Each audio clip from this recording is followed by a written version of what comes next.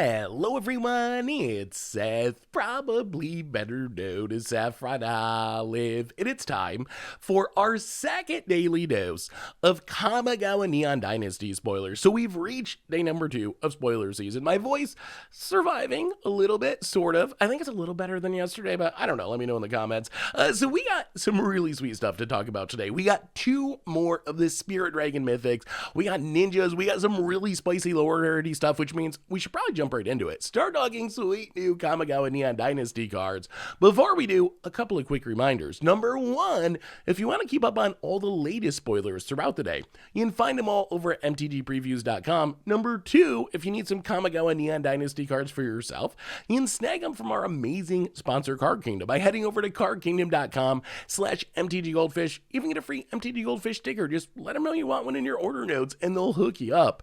So anyway, let's talk Kamigawa Neon Dynasty. First up today, we got another mythic in Kodama of the West Tree. So Kodama of the West Tree, 3 mana, 3/3 legendary spirit, has reach. It gives modified creatures that you control trample. So equip creatures, creatures with auras, or creatures with counters, and then whenever a modified creature you control deals combat damage to a player, search your library for a basic land card, put it on the battlefield tapped, and then shuffle. So Kodama of the West Tree, I think this card is actually pretty interesting. First, it completes the Kodama cycle that has been going for almost 20 years now. We got 3 Kodama of the whatever trees back in original Kamigawa. We got 1 in Commander Legends, Kodama of the East Tree, and now this finishes the cycle. And I think there might be an argument that Kodama of the West Tree might be the best of the bunch. I guess Kodama of the East Tree is also pretty broken in Commander, but Kodama of the West Tree, I think this is actually a pretty interesting card. So in a format like Standard, you're basically looking for a deck with a bunch of modified stuff, and this can go multiple directions. Like you can go equipment and play a bunch of equipment to modify your creatures. You can play aura stuff like Rune of Might to modify your creatures, or maybe the easiest way is just to play +1/+1 counters. Like Luminarch Aspirant is really good at just putting counters on things, and that's going to modify a creature. You can also use ability counters. We don't have a ton of those in Standard, but like Biting Palm Ninja comes into play with a menace counter. Like that's still a counter, so that's still a modification. So if we can just modify a bunch of our stuff, we get to hit our opponent with Kodama of the West Tree, making it a little bit easier thanks to trample, and now we just get to do an insane amount of ramping. So as far as playing this card, I don't think you just play it in a generic deck. Like in Standard even, we got a lot of good green 3-drops. We got Old Growth Troll and Kazandu Mammoth, we got Briar Bridge Tracker, Cemetery Prowler, Primal Adversary, Scoop Swarm. So if you're just playing random mono green aggro, I'm not sure that Kodama of the West Tree really does enough. It's only a 3/3, it's legendary, it does have sneaky reach, which is an upside, but really I don't think you just stick this in any random green deck. I think there's probably a better option if you're just green stompy or whatever. However, I think there are definitely the pieces to build around this and build a straight up modification deck. I mentioned you could go equipment, you could go auras, but by far the easiest way is just play a +1/+1 counter deck. We got a lot of pieces for this in Standard. We got Swarm Shambler and Luminarch Aspirant, really good at moving counters around, benefiting counters. Ranger class puts counters on things. Felidare Retreat modifies your entire team with a single land drop. You got stuff like Vorinclex that benefits from counters. So you could definitely build a green-white counter deck. And in that deck, Kodama of the West Tree is going to be pretty absurd. Imagine like turn 1 Swarm Shambler, turn 2 Luminarch Aspirant, turn 3 Kodama, attack with both, double ramp. You're going to be playing your Vorinclex or whatever on turn 4. That's going to be a really, really fast start. So the payoff, I think, is worthy. And if you get back to older formats like Historic or Modern or Pioneer, then it gets even crazier, because then you have like Winding Constrictor and Conclave Mentor. We already have like Collected Company based decks that are built around these +1/+1 counter creatures that double up your counters and that add more counters to your creatures. Kodama of the West Tree seems like an awesome fit there, because what these decks do is they often build really big creatures. Like that's the whole gimmick of these decks. You put a ton of counters on a creature, make it huge. In those decks, the ramping is okay, you're still thinning your deck, extra mana is never a bad thing, but the real payoff is giving your +1/+1 counter creatures trample, so you just smash in and kill your opponent. The same could maybe even be true all the way back to Modern. In Modern, we have the Hardened Scales deck. The problem is the Hardened Scales deck is mostly an artifact-based deck, but still trampling up your huge Hangerback Walker, Arcbound Ravager, is a cool way that you can close out the game even through your opponent having a bunch of blockers. So Kodama of the West Tree, I think it's got a lot of potential. In Standard for sure, maybe in other 60-card formats, and in Commander, I think this is a great 99 card. Like sure, you could play it as your Commander. Mono green counters, mono green equipment, mono green auras, could be like a fun build around, but I think think, again, its real power is going to be in the 99 of Hamza, or Leonor, or Halana and Elena, or Skullbriar, Viril, any counter-themed deck, or maybe even some Equipment and Aura-themed decks. This is just going to be a great 99 card, where you put counters on things, put equipment on things, put auras on things, and then do an absurd amount of ramping really, really quickly to get to your late game. So I think Kodama the West Tree, it has an argument for being the best of the cycle. Might be worse than East Tree. East Tree just has so much combo potential if you go that direction. But Kodama the West Tree, I think this card's actually like really, really good. I wouldn't play it in just a generic green deck, but if you're willing to build around the modified theme a little bit, I think this is a really powerful payoff and close enough to being on curve that you're going to be fine with having it in your deck. We also got Spirit Dragon number 4 from the Mythic cycle, our Black Spirit Dragon, Junji the Midnight Sky, and this card is actually really, really strong. So 5 mana, 5/5. It has Flying and Menace. When it dies, you get to choose one of each opponent discards 2 cards and loses 2 life, or put a non-dragon creature card from a graveyard, not even your graveyard, any graveyard onto the battlefield under your control. You lose 2 life. So reanimation or stripping apart your opponent's hand on a 5/5 Flying Menace body for 5. This card is really, really good. This actually might be one of the strongest of the Dragon Spirits so far. So if you think about these abilities, the discard mode probably costs 4 mana, maybe even 5 mana. It compares a little bit to Skull Rend or Unnerve.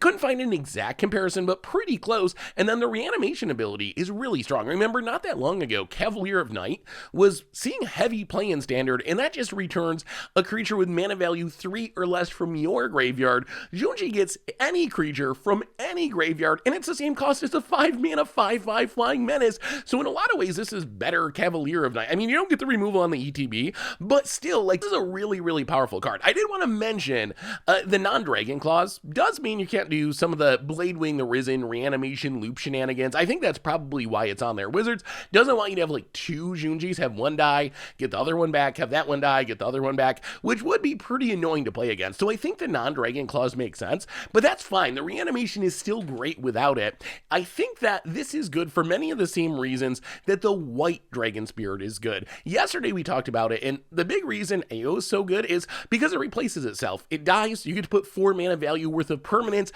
from the top 7 cards of your library into play. Junji is doing the same thing. Like, it's replacing itself with a big creature from any graveyard. So when this dies, it might even be a good thing, which is really, really powerful. Like, cards that replace themselves when they die are exactly what you're looking for in Constructed, and then as a bonus, maybe there's times when your opponent only has 2 cards in hand and you can snag their couple of finishers with the discard mode. But I think the default mode is going to be you play this, you get value out of it, it dies, you get back something else. So I think that's what you're trying to do with Junji. I think that there's natural fits for this in Standard. We already have like the Blood on the Snow, kind of mid-range control reanimator style decks. Junji seems insane there. Imagine like playing this, doing some attacking, eventually casting Blood on the Snow. Blood on the Snow is going to blow everything up. Then you get to return a creature, Planeswalker, mana value X or less, Snow, blah, blah, blah. So you can use Junji to reanimate something else and get back Junji with Blood on the Snow, and then maybe do it again. Like, that is an incredible value loop, getting that double reanimation and a board wrath. Like, I don't know how you beat that. Like, the curve of random stuff, removal creatures into Junji, into Blood on the Snow, I think that's going to be really, really powerful in Standard. Like, that should win a lot of matchups against creature decks.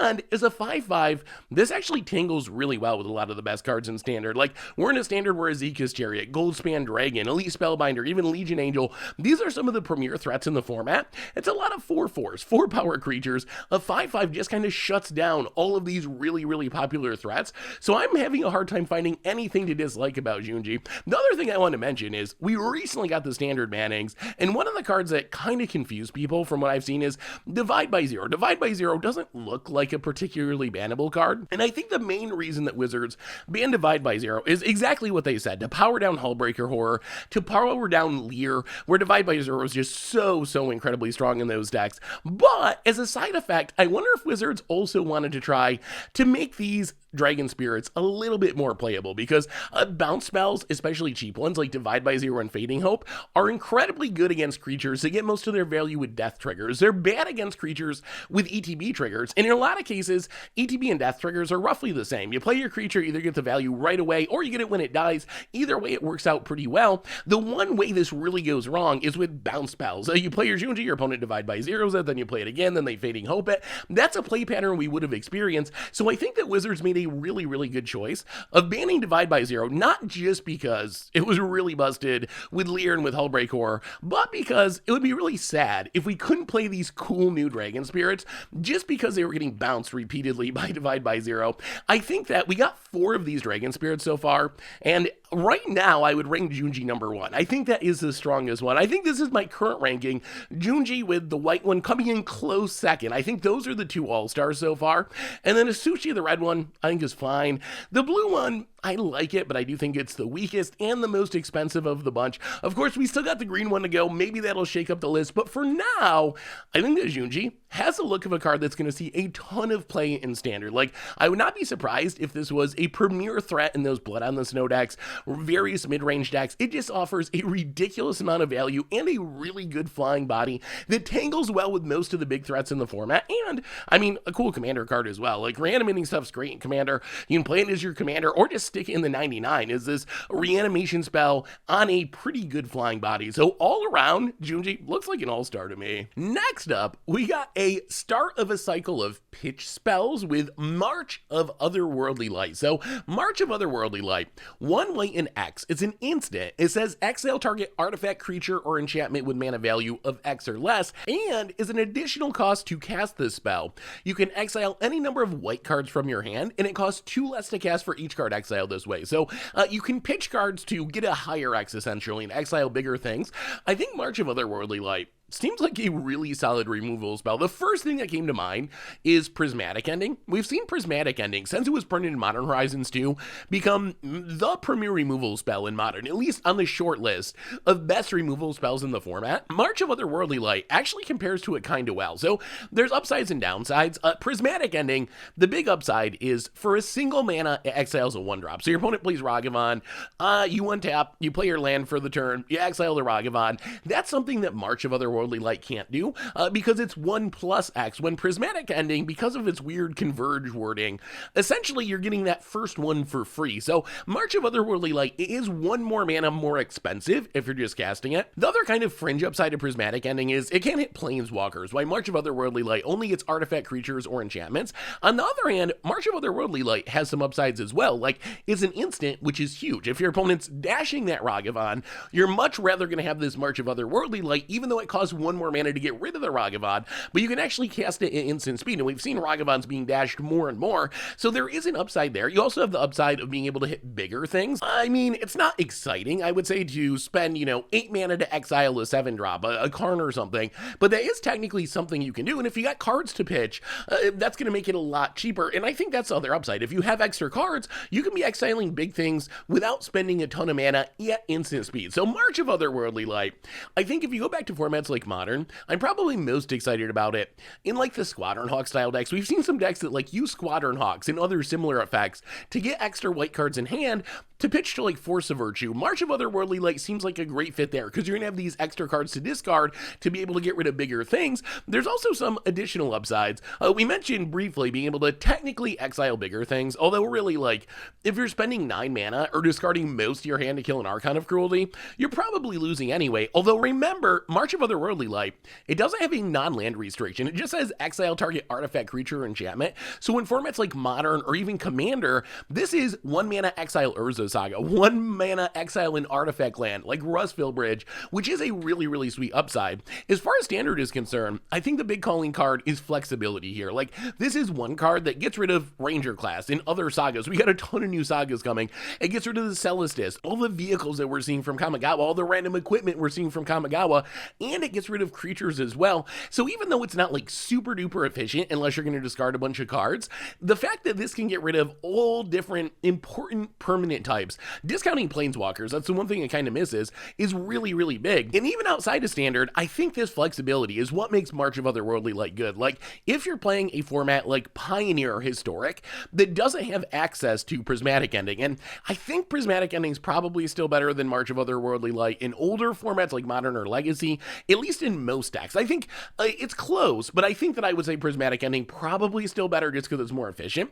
But in a format like Pioneer or Historic, where you don't even have access access to Prismatic Ending, this is a card that snags a Roiling Vortex, so you can start gaining life again. It snags cheap creatures relatively efficiently and get rid of a Witch's Oven. So having one card in your main deck or even in your sideboard that can answer all these different things, that is really, really powerful in a white deck. So I think March of Otherworldly Light definitely has a decent amount of potential in Standard, where there's just not a ton of great removal options, and in formats like Pioneer or Historic, where there's no Prismatic Ending, and maybe even in specific decks in Modern, where it might actually be able to beat out Prismatic Ending thanks to its ability to hit some lands like Urza Saga or Artifact lands and be cast at instant speed. So definitely a really, really powerful card that I think is going to see play in a lot of different places. We also got the red member of the pitch cycle, March of Reckless Joy. So March of Reckless Joy, 1 red and X. Exile the top X cards of your library until the end of your next turn. You may play up to 2 of those cards, and just like the white one, you can discard or exile rather red cards to reduce the cost by 2. So March of Reckless Joy, it's kind of like a light up the stage for decks that can't consistently deal damage to their opponent. If you think about this, if you pay 3 mana, you're exiling the top 2 cards of your library, you can play them until your next turn. The upside of light up the stage is you can cast it for 1 mana if you damage your opponent, thanks to Spectacle. March of Reckless Joy, you can cast it for 1 mana if you exile a red card from your hand and still get those 2 cards. So if you're a burn deck or some aggro deck, you're just going to prefer light up the stage. But if you're some sort of prison deck or mid-range deck, this gives you a very similar effect where you don't have to be consistently able to damage your opponent early in the game. Another pseudo comparison would be like Commune with Lava. Commune with Lava just exiles a ton of cards at instant speed. Remember, with March of Reckless Joy, the problem is you only ever get to cast 2 cards. So if you cast this for 10 mana and exile 9 cards, you're only going to get to cast 2 of them.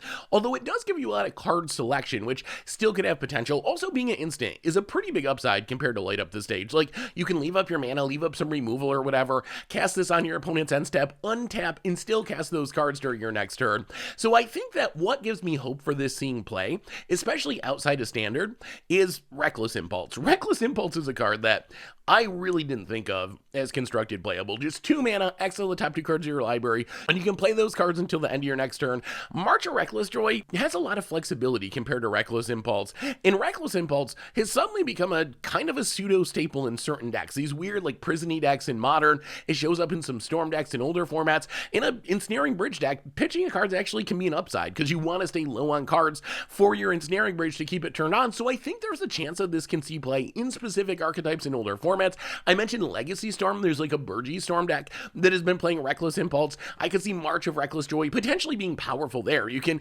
cast it, you're going to get mana with Burgee, maybe pitch a useless card that you don't need, an extra finisher or whatever, and be able to just churn through your deck, find more action to keep casting spells. So March of Reckless Joy seems pretty solid. If you're a light up the stage fan but not playing aggro, I think this is at least in the conversation, and being instant is a nice upside. So we'll have to see. It is a drawback that you're only ever drawing 2 cards, even if you dump a ton of mana into this, but still, as a way to churn through your deck in some sort of red prison deck, storm style deck, I think that March of Reckless Joy has some potential. We also got Tatsunari Toad Rider, a 3-mana 3/3 human ninja. No ninjutsu though, this is a weird kind of ninja. It says whenever you cast an enchantment spell, if you don't control a creature named Kimi, create Kimi, a legendary 3/3 black and green frog creature token with whenever you cast an enchantment spell, each opponent loses a life, you gain a life. Then you can pay 1 in a Simic hybrid mana to make Tatsunari and target frog you control unblockable except by creatures with flying in reach this turn.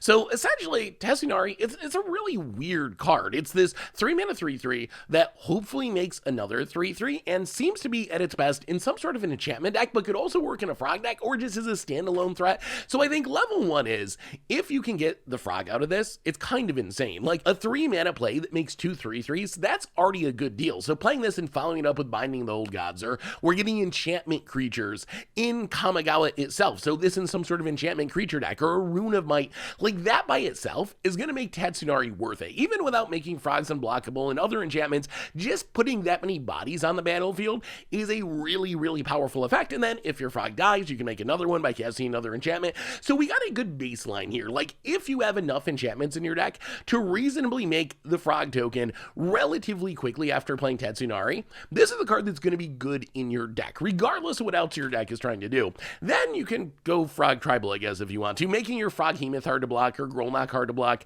does offer value. I don't think that's how you're going to play this normally, but it is a funny way to play it in a Frog Tribal deck. I think the real power is playing it in some sort of Enchantment Matters deck, where the Frog gives you this weird pseudo Blood Artist, so where whenever you're casting an enchantment, you're gaining life to stabilize your life total, and you're draining your opponent out of the game. We also have various payoffs for this. We got Hallowed Haunting, we got Catilda and Catilda's Rising Dawn that just cares about having a bunch of enchantments on the battlefield. Tatsunari seems like a pretty obvious fit there, where you can play this, you're going to have a ton of enchantments in your deck, it's going to power up your deck by giving you this Blood Artist effect, and it gives you an extra body. 2 3/3s for 3 is already a great deal, and you can do some shenanigans with the Frog. Like, if you're a deck that has a lot of enchantments, you can easily remake the Frog. Whenever you cast an enchantment, if you don't already have it, you're going to make it again, so you can use it for ninjutsu purposes. I think that's where the ninjutsu aspect comes in. You can, like, make your Frog difficult to block, then you can ninjutsu in a Biting Palm Ninja or whatever. Picking up the Frog, sure, it's a little weird because you lose the token forever,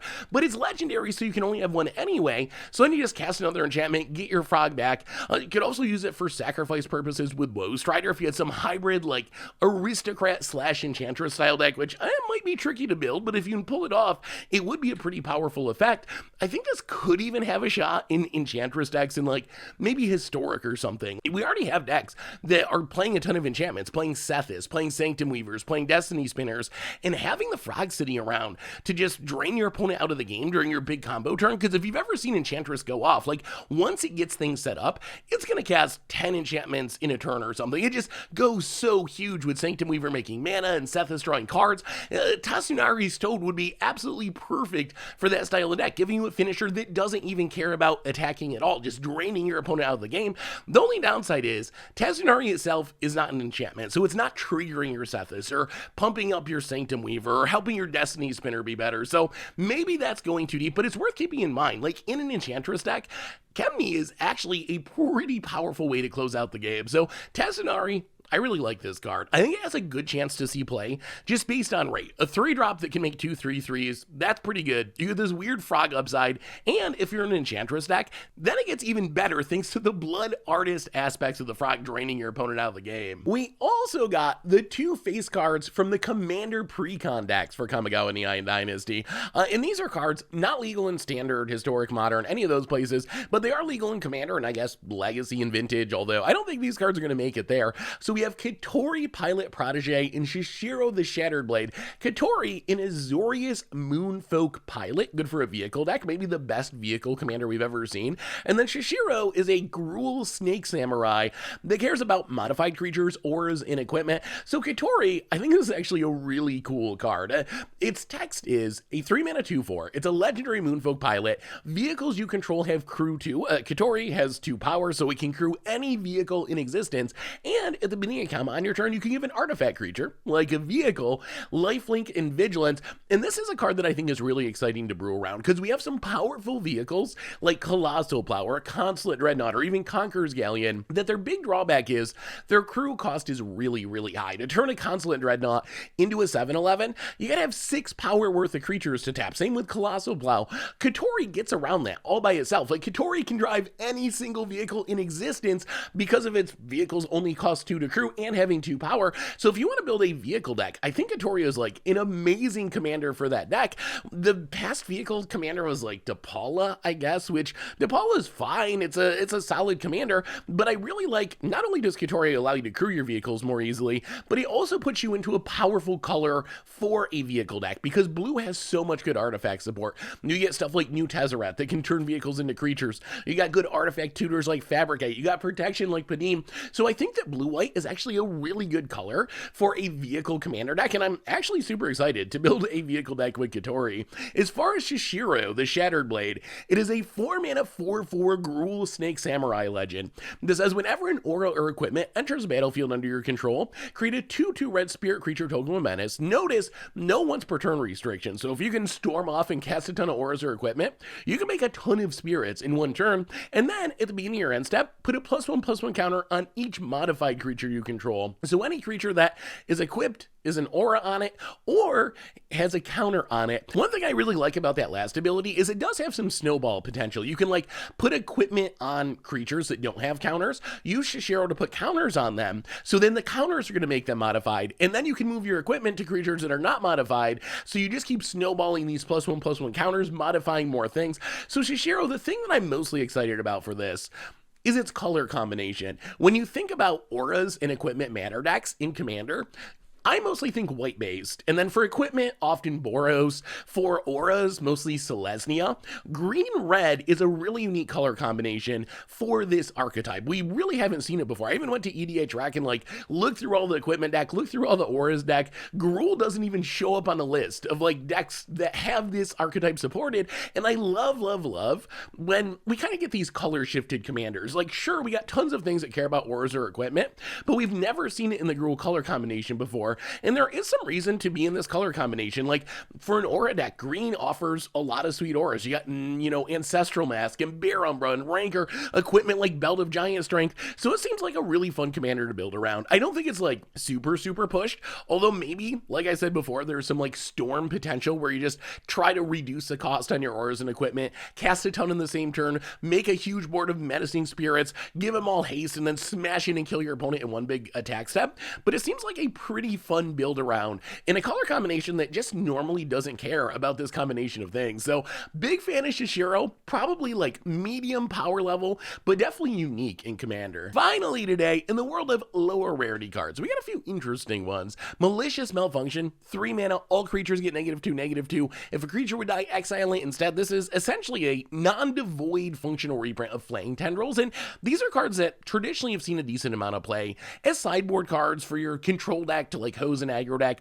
although I do wonder how good it'll be in current standard just because we have Path of Peril, and it might be the Path of Peril, which has the same mana cost, is just a mostly better version of it, unless we get some important recursive threats to exile. We also got Assassin's Ink, 4 mana instant, blow up a creature, planeswalker, cost 1 less if you have an artifact, 1 less if you have an enchantment, essentially a Hero's Downfall that starts off worse, but if you have both an artifact and an enchantment, is a 2 mana Hero's Downfall, although we just got Hero's Downfall reprinted into standard and it really hasn't shown up at all. So this might be the Hero's Downfall is the type of card that was good, 5 years ago, 7 years ago, but just isn't strong enough anymore. I'm not sure if jumping through some hoops to get that 1 mana discount compared to Hero's Downfall is going to be enough to change the equation with Assassin's Ink. We also got couple more ninjas. I don't think they're like super top end ninjas, but Prowling Nuzami is a 2 mana 3/1, so aggressive stats, and then you can give something Death Touch and Lifelink maybe for a blowout during combat. Kappa Tech Wrecker is actually pretty sweet, able to blow up an artifact or an enchantment. However, it's green, which is a weird color for a ninja deck, so we'll have to see if ninjas are like fully supported in green, or if Kappa Tech Wrecker is just kind of a meme Ninja Turtle, and that's like the only green ninja or something. So if ninjas are in green, I imagine this would at least be a good sideboard card, but if ninjas are like Dimir and then this is the one green ninja, it might not see much play. We also got a couple more of the weird reconfigure cards. The thing I like about these cards is their creature mode is relatively on curve, like Leech Gauntlet, 2 mana 2/2 with Lifelink, Bronze Plate Boar, 3 mana 3/2 with Trample, and then you have the upside of maybe using them as an equipment later in the game to give something Lifelink or pump it and give it Trample. So I don't know, difficult mechanic to evaluate, but I feel like the front side being close enough to being on curve does give these cards a reasonable chance to see play if the mechanic ends up being good. We also got Upriser Outlaw, which is kind of an interesting card. 2 mana 1/3 Human Samurai that gets +2/+0 for each other modified creature you control. The reason I think this is notable is we have 1 mana creatures that just modify themselves. Swarm Shambler comes into play with a +1/+1 counter. Star Pupil comes into play with a +1/+1 counter. This allows for some pretty aggressive starts, like turn 1, 1-drop. Turn 2, you play Outriser Outlaw, is a 2 mana 3/3.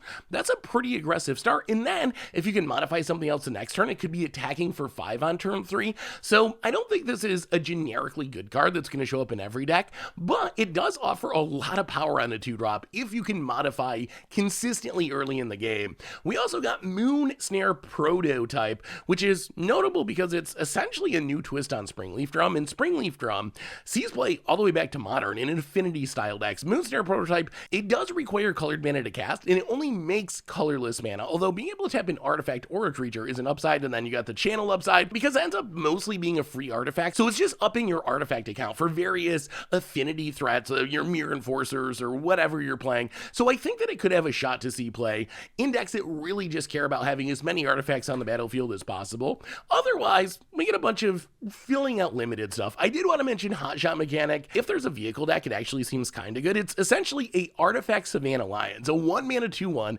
but it can crew vehicles as though its power was 2 greater. So it crews vehicles like it had 4 power, which means this can be crewing like Conqueror's Galleon and some relatively powerful vehicles way better than it should be able to as a 1-drop. So worth keeping in mind at least, because the Savannah Lions is on curve enough in an aggro deck, and then you get this extra upside with the crewing cost. Otherwise, I think most of this stuff is limited only. A Gloom Shrieker, maybe 3-mana 2/1 ETB, return a permanent from your graveyard to your hand, exiles when it dies as Menace. Stats aren't very good, but 3 mana to return a permanent to your hand on an enchantment creature, especially in something that just cares about enchantments. You got Hallowed Haunting, you got other Enchantress synergies. Maybe that could be a thing. But anyway, that brings us to the end of our daily Kamigawa Neon Dynasty spoilers for today. So let me know what you think. What are you hyped about? How good are our new Spirit Dragons? What about all the other stuff? How are you feeling about the set overall? Now that we're 2 days into spoiler season, let me know in the comments. Thanks for watching, everyone. I hope you enjoyed it, and I'll be back tomorrow with more daily Kamigawa Neon Dynasty spoilers. So until then, have a spectacular day, everyone, and I will talk to you soon. Looking for even more Kamigawa Neon Dynasty coverage? Well, make sure to check out yesterday's daily spoiler video right over here.